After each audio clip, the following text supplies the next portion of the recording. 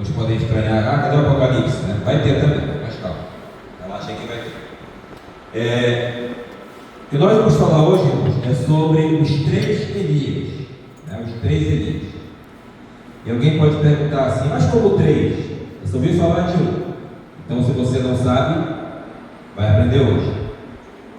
Na Bíblia, nós temos aí que Deus sempre trabalha com a graça, não foi cantado ainda, mas também com quem?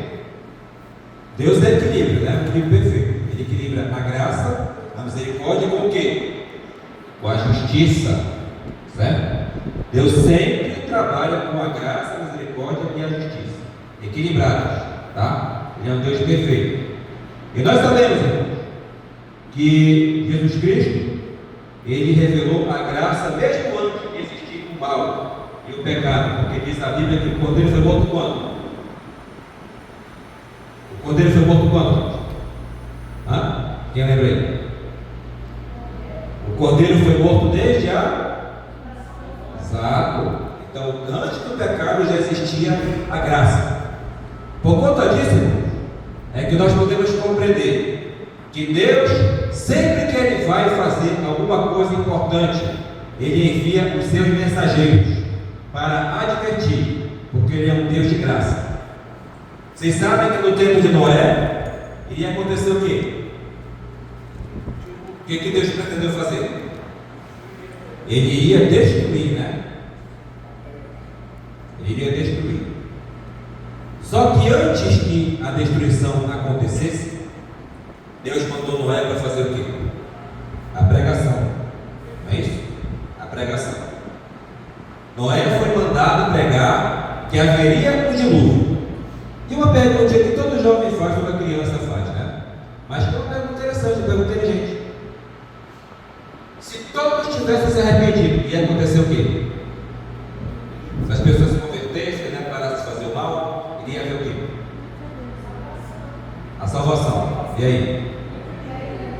Não haveria dilúvio. Não haveria dilúvio. Mas infelizmente o coração mau daquele povo foi corrompido e aconteceu o dilúvio. Mas uma família foi salva, né? E desta família veio toda a geração que nós temos hoje no mundo, certo? Mas aí o povo se corrompeu de novo, novamente, e Deus continuou mandando profetas, mandando mensageiros de advertência.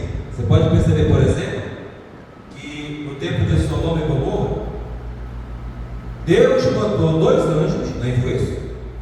Para visitar a cidade e conferir. Aí você pode perguntar, mas Deus não sabe de tudo, como é que Ele mandou os anjos lá para saber? Não foi para saber, gente. Foi para o quê? Para testemunho. Deus mesmo foi lá, porque Jesus veio com Abraão, né? Conversou com ele, Abraão intercedeu pelo povo, mas infelizmente Deus não achou nem 10 justos na cidade, né? Não tinha nem 10. E aí, Sodoma e Gomorra foram destruídos. Novamente Deus aparece agora, né? Dizendo que iria intervir. Agora, aonde que Deus iria intervir? Justamente numa grande cidade chamada o quê? Nínive, né? A grande cidade de Nínive, na capital da Síria. Deus mandou quem lá? Jonas, o profeta, né? Aí o Jonas foi lá com toda a motivação, né? Alegre, como foi o Caleb agora, né? Foi lá feliz e contente. Será que foi assim? Primeira vez que ele fugiu, né?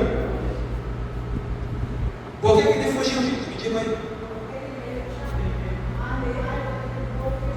Porque justamente ele sabia que Deus é um Deus de graça. E ele sabia que se aquele povo se arrependesse, eles seriam o quê? Salvos. Agora, para quem não queria, né?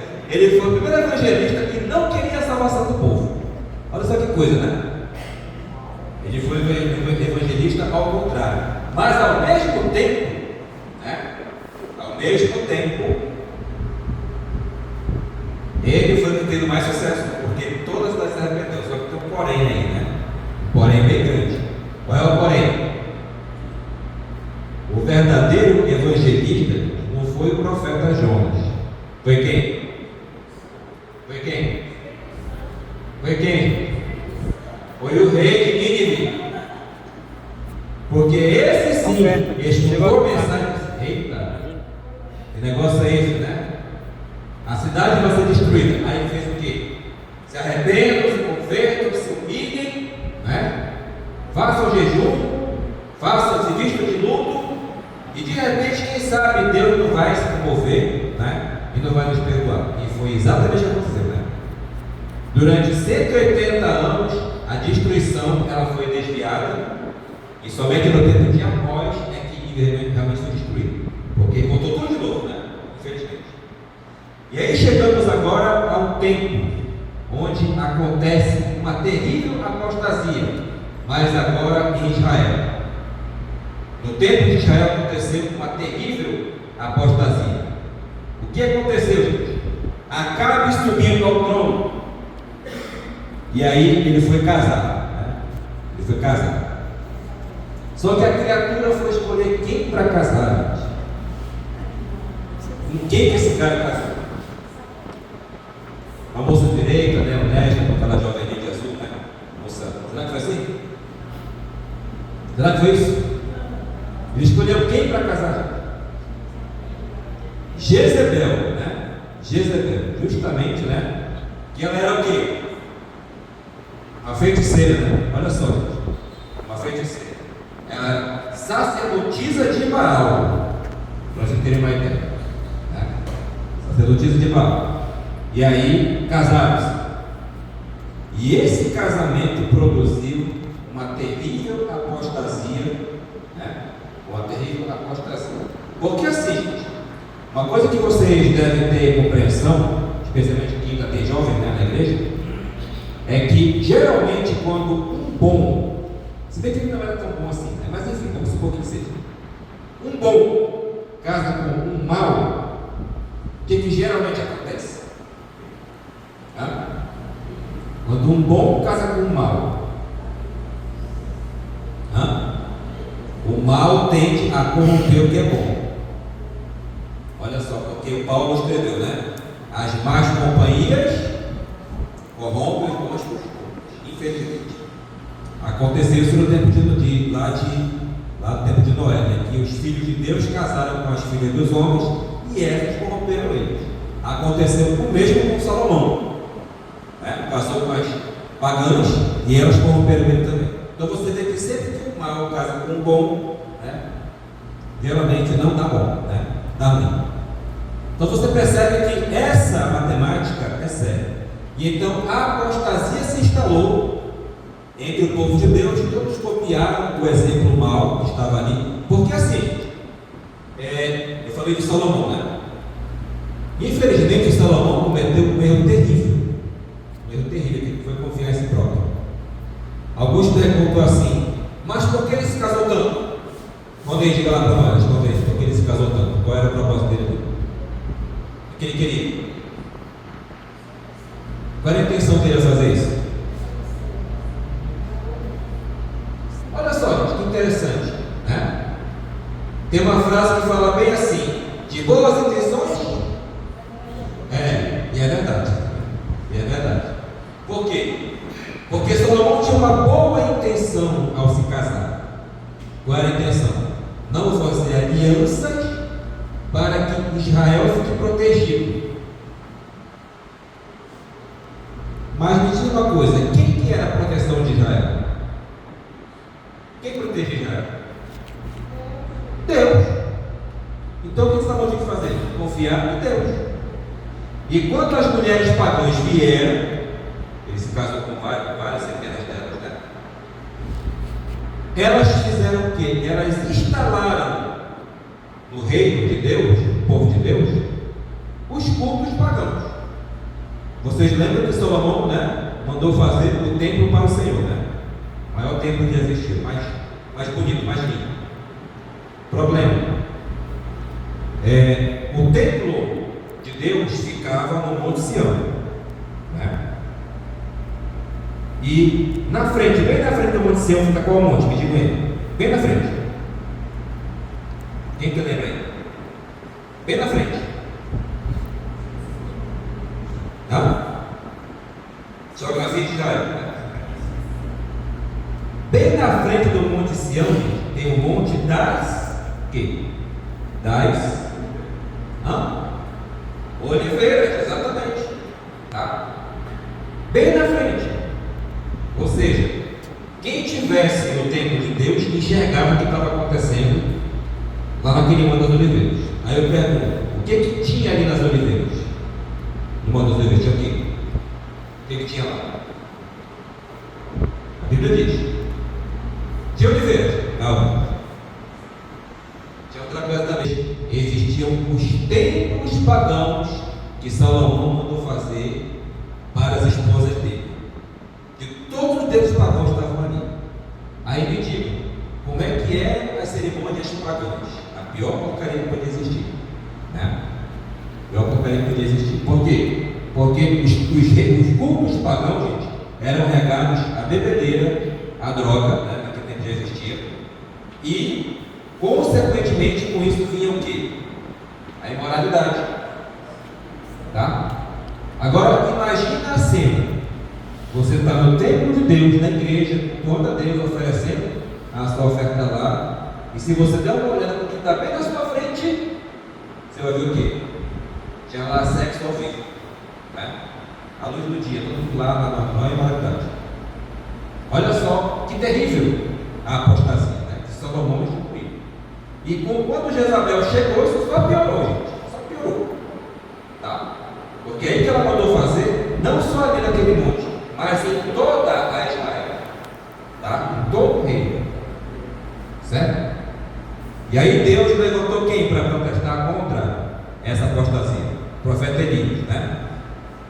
Ele se levantou, foi até lá e disse, né, a mensagem de Deus. Ele convocou todo o povo para estar no Monte Carmelo.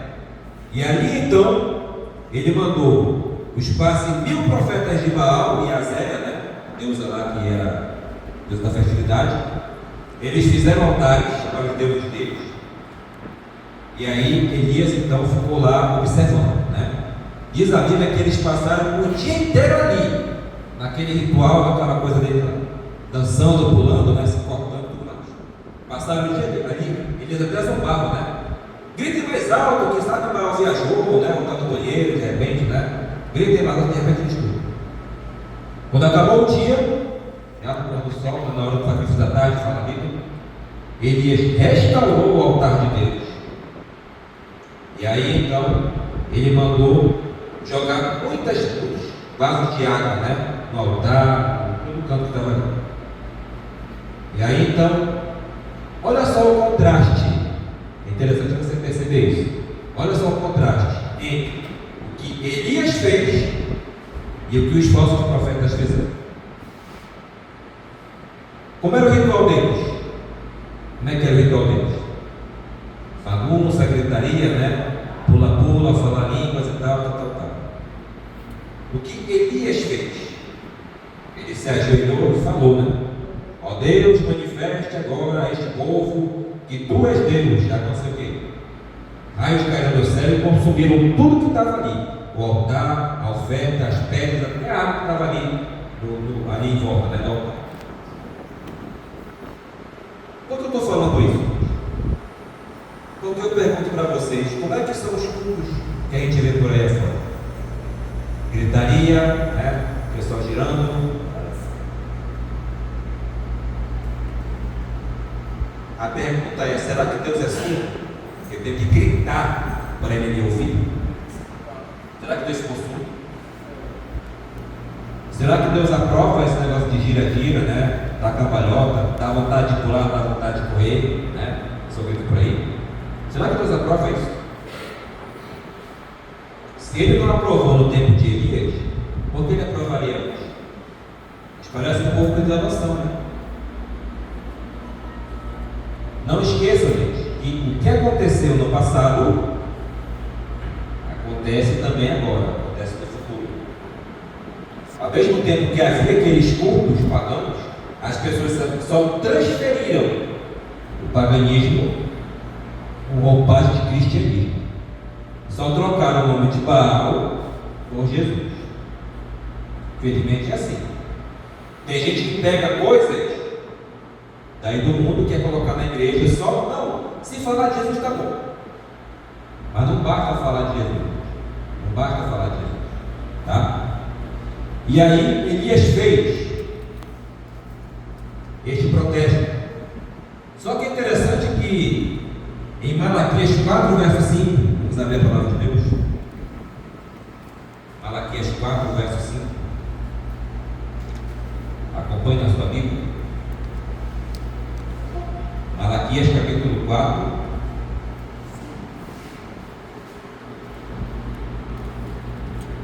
Malaquias capítulo 4.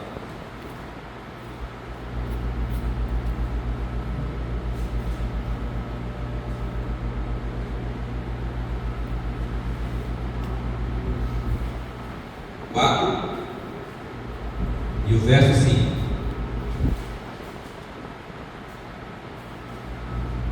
Malaquias 4, 5.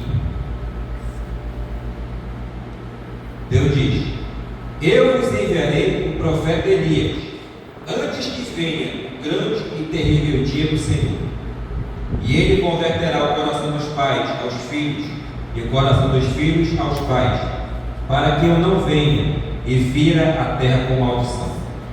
Você percebe que Deus está prometendo aqui que ele enviaria de novo o profeta Elias. E aí, quem é judeu aqui? Tem algum judeu aqui hoje? Vocês percebem que sempre os judeus fazem um culto, especialmente quando eles esperam o sábado, né, no pôr do sol da sexta, eles fazem a reunião de família, né, eles se sentam à mesa para celebrar, e sempre deixam uma cadeira vaga. Sempre, em toda casa judia que você vê, sempre tem a família e fica uma cadeira vazia. Aí eu pergunto: para quem é essa cadeira? Para quem é?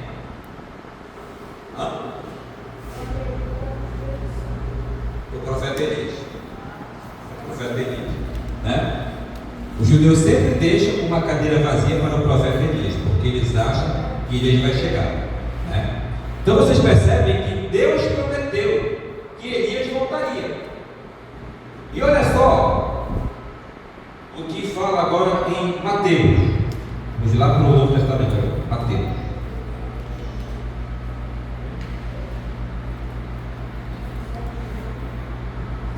Mateus capítulo 3,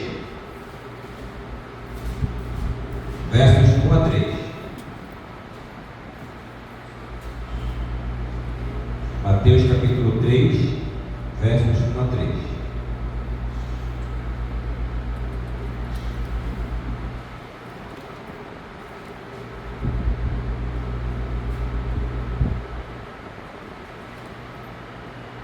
Mateus 3, 1 a 3.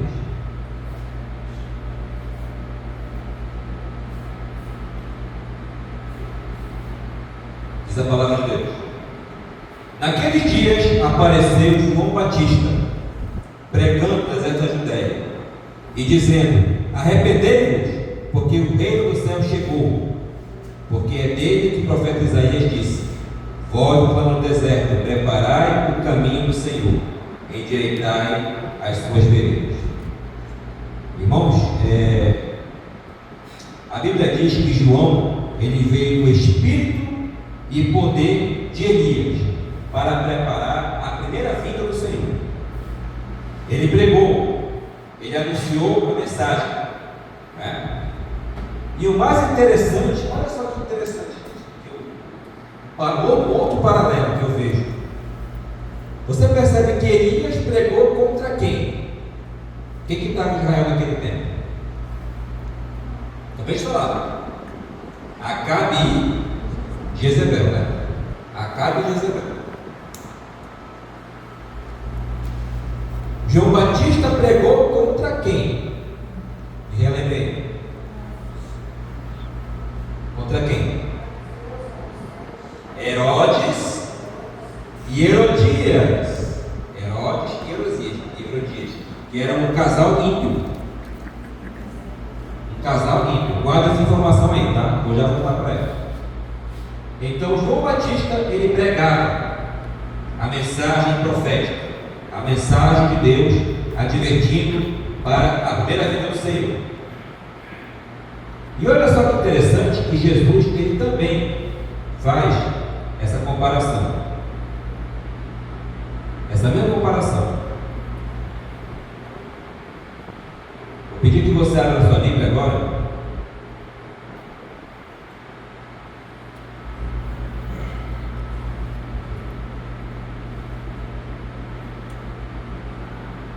Abra aí na sua Bíblia.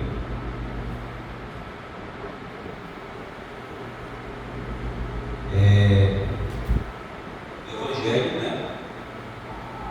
De Lucas, capítulo 1, verso 17. Evangelho de Lucas, capítulo 1, verso 17.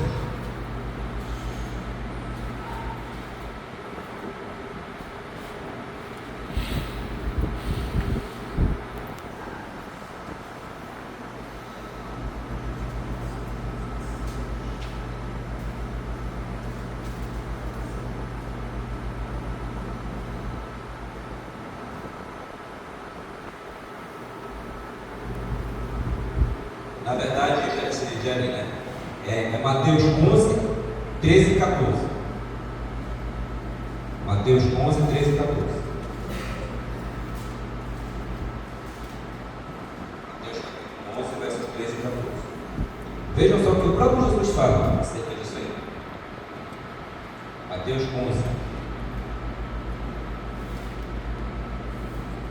versos 13 e 14.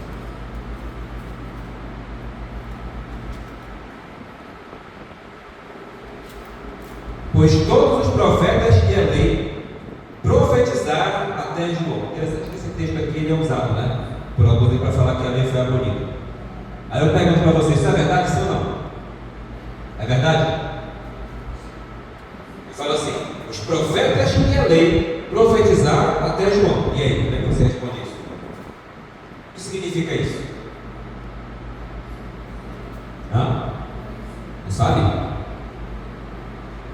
Quando fala que os profetas e a lei profetizaram até João, ele quer dizer que os profetas e a lei ensinaram. Tá? Profetizar também é ensinar.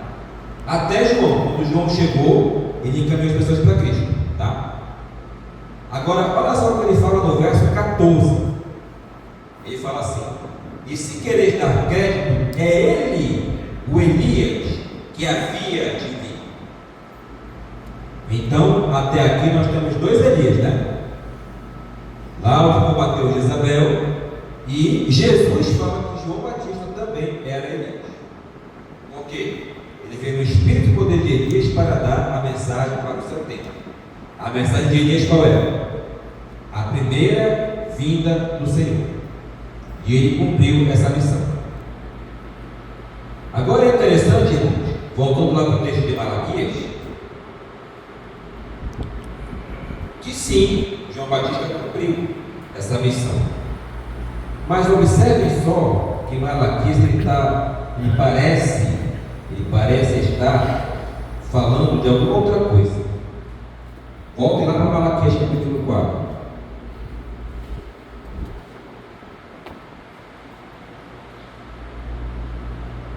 Volta lá, capítulo 4.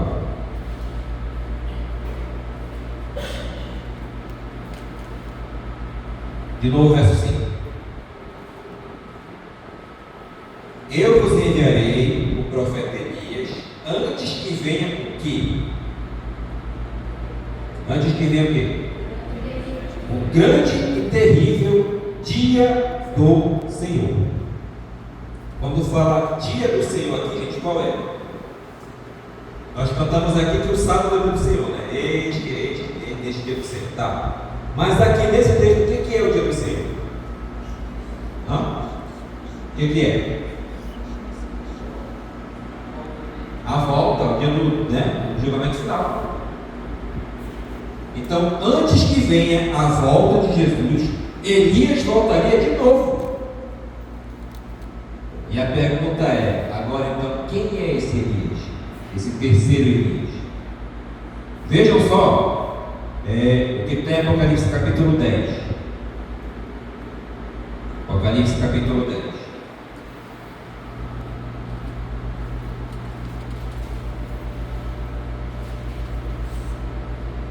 Apocalipse capítulo 10.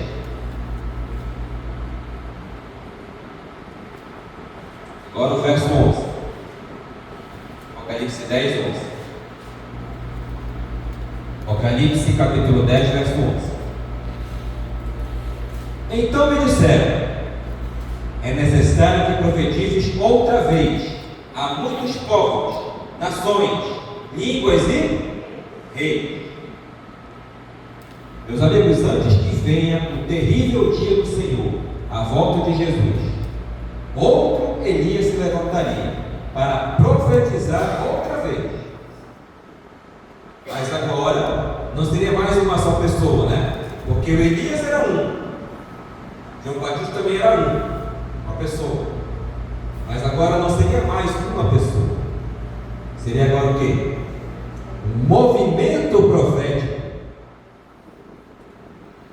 Grande número de pessoas movidos agora para profetizar a última mensagem de advertência. E que mensagem seria essa? Qual é a mensagem agora do último Elias? Abra em Apocalipse 14. Deus escreveu o sermão que o último Elias teria que pregar. Apocalipse 14, verso 6. Apocalipse 14, verso 6. Apocalipse 14, 6.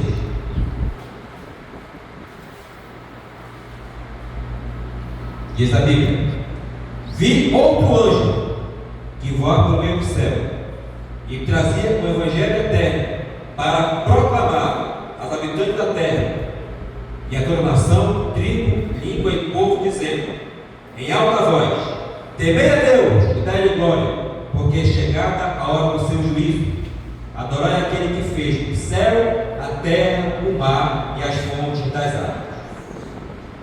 Eu falei para vocês no começo que sempre que Deus vai fazer alguma coisa, Ele manda os seus profetas, né?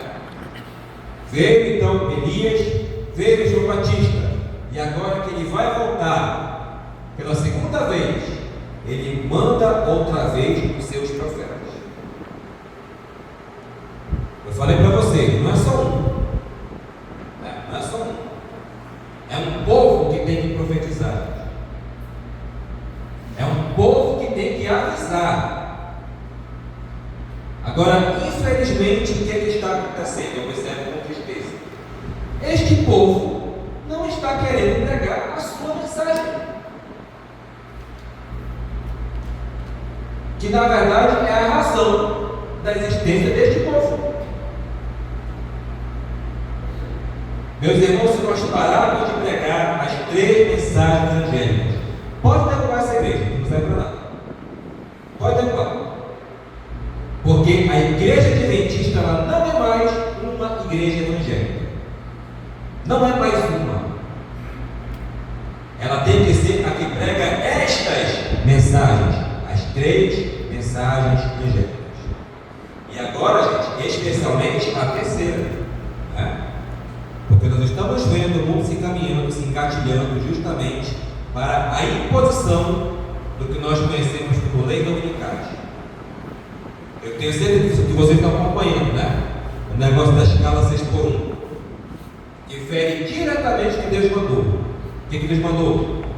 6 dias trabalharás e no 7º repousarás. Simples. Deus fez a escala 6x1. Foi Deus que fez. O homem quer mexer agora, né? O homem quer mexer. E sempre que o homem mexe numa coisa que Deus mandou, dá ruim. Sempre. Foi Deus que mandou. Trabalhe 6 dias, folga no 7º, que é o sábado. Simples. É simples. Tá? E aí vocês veem agora outra coisa impressionante. Alguns sábados atrás, o presidente Donald Trump, ele fez um decreto em que ele ordenou o povo americano a guardar o sábado. Acompanharam isso? Ele mandou: eu exijo que vocês guardem o sábado. Mas você pode chegar para mim e dizer assim: mas como, pregador? Guardar o Sábado está certo. E eu concordo, está certo. É para guardar o sábado. Mas, vírgula, uma vírgula bem grande aí. Não porque o presidente mandou. Porque o presidente ele tem que fazer o quê? Mandar as leis civis. O presidente ele não pode querer mandar a lei religiosa. Não pode. Ele não tem que meter o bedelho dele aonde não deve.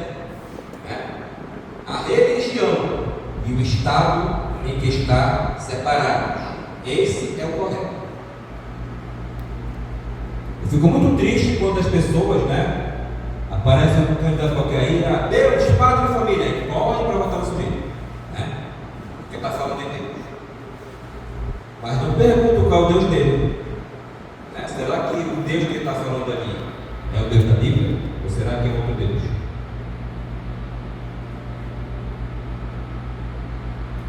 Porque vocês percebem que sempre que a religião se mete em política e vice-versa, nunca dá certo. Eu falei para vocês prestarem atenção nos casais, Acabe e Jezabel, Herodias e Herodes. A Jezabel fazia o quê? Ela era uma sacerdotisa, uma mulher que era religiosa. Ela usava o poder do Estado para matar os inocentes, porque ela matava os profetas de Deus. A Herodias fez o quê? A mesma coisa. Usou o poder de Herodes, manipulou, porque ele era fraco, homem fraco. Usou o poder de Deus para matar João Batista.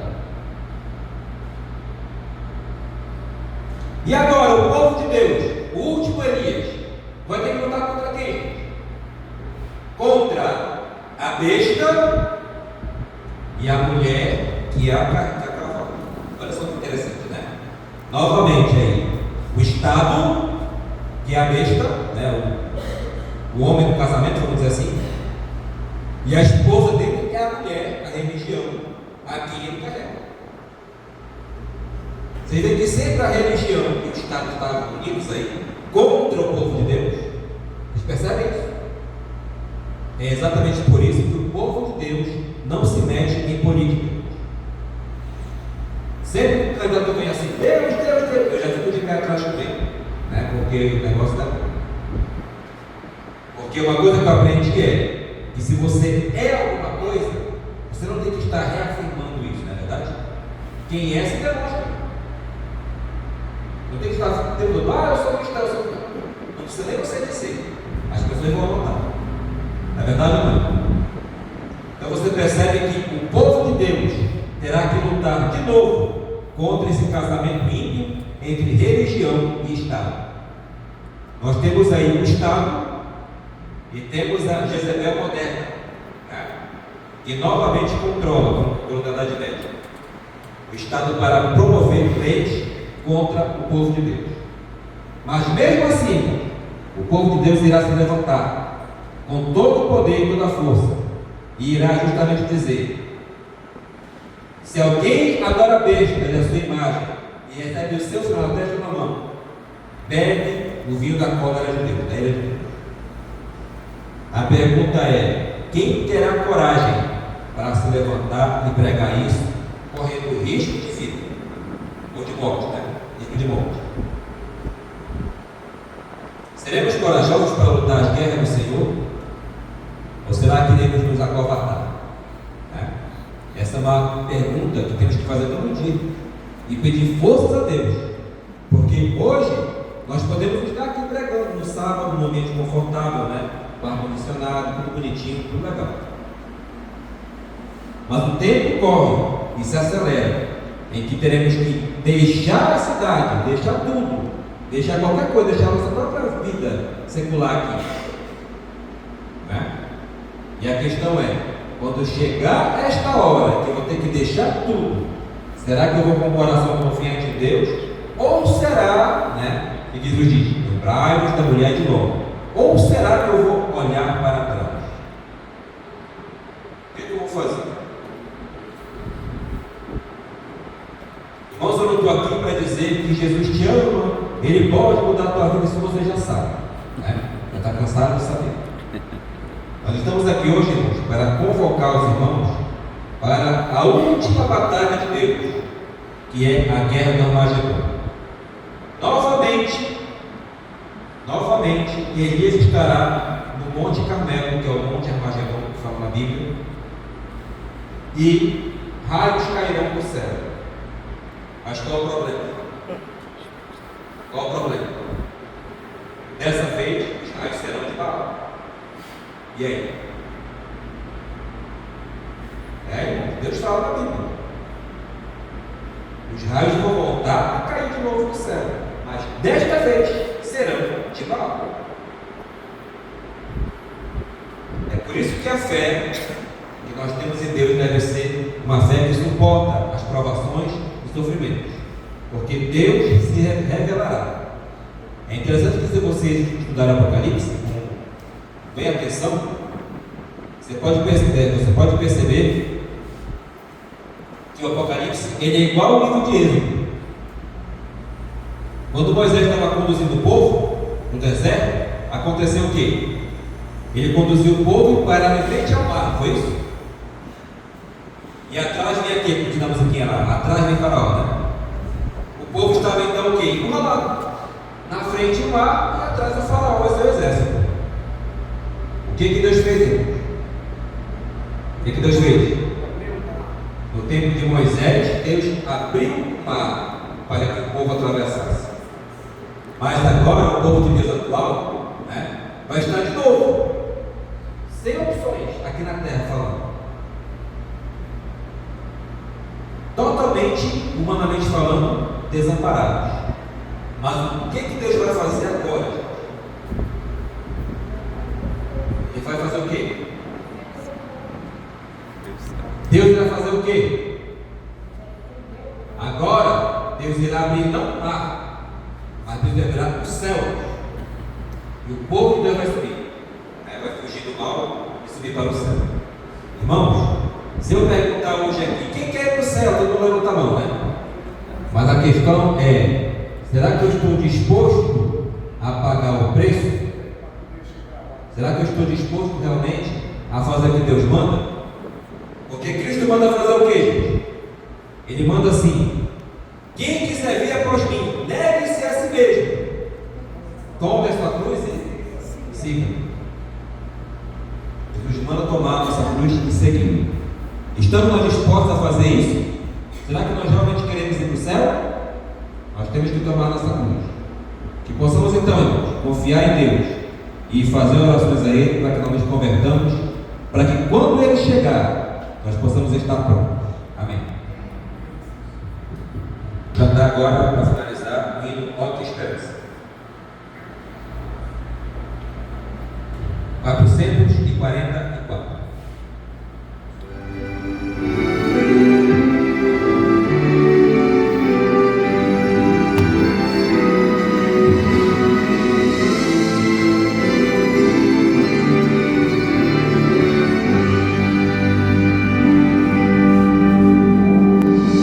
Oh, que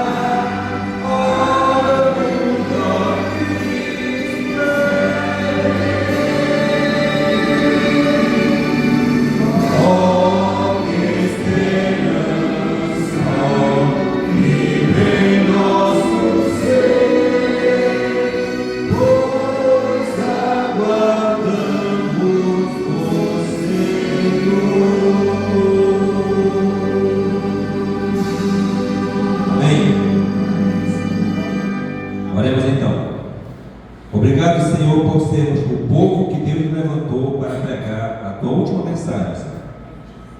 Dá-nos, Senhor, um coração disposto, um coração corajoso também, para que não nos acovardemos. Mas, mesmo que a nossa própria vida esteja em risco, Senhor, que nós façamos a nossa parte em apressar a volta de Jesus. Que nós prossigamos, Senhor, sempre avançando, sempre na Tua direção.